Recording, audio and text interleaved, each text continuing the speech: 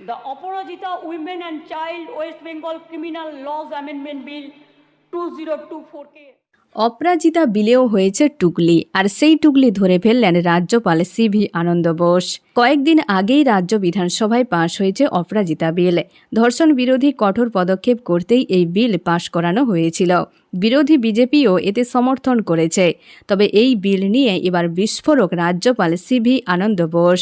তার অভিযোগ, অন্ধ্রপ্রদেশ, মহারাষ্ট্র এবং অরুণাচলের মতো কয়েকটি রাজ্যে চালু থাকা বিলের থেকে টুকে বাংলায় অপরাজিতা বিল তৈরি করা হয়েছে। উল্লেখ্য, বিধানসভায় পাশ হওয়ার পর ধর্ষণ বিরোধী বিল নিয়ম মেনে রাজভবনে পাঠানো হয়েছে।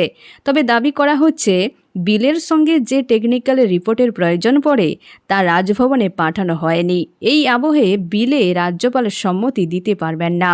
রাজভবনের আরও অভিযোগ, যে কোনো বিল রাজ্য বিধানসভায় পাশ হওয়ার পর তা রাজ্যপালকে যখন পাঠানো হয় তখন তার সঙ্গে টেকনিক্যাল রিপোর্ট পাঠাতে হয়। তবে কোনো ক্ষেত্রেই নাকি রাজ্যের তরফ থেকে বিলের সঙ্গে কোনো টেকনিক্যাল রিপোর্ট পাঠানো হয়নি। এই আবহে রাজভবনের বক্তব্য, টেকনিক্যাল রিপোর্ট না পাঠিয়ে রাজ্য সরকার পরে বিল পাস না হওয়ার জন্য রাজভবনের উপর দোষারোপ করবে।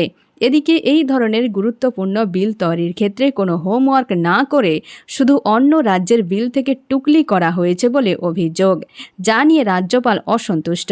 এদিকে ব্যতিক্রমীভাবে এই বিল দেশের প্রধানমন্ত্রী নরেন্দ্র মোদী এবং কেন্দ্রীয় স্বরাষ্ট্রমন্ত্রী অমিত শাহের দরবারেও পাঠিয়েছে রাজ্য সরকার। এরই মাঝে এই বিল নিয়ে তৈরি হয়েছে প্রবল জটিলতা। এখন এই পর্যন্ত, আবারও দেখা হচ্ছে পরবর্তী আপডেট নিয়ে। ধন্যবাদ।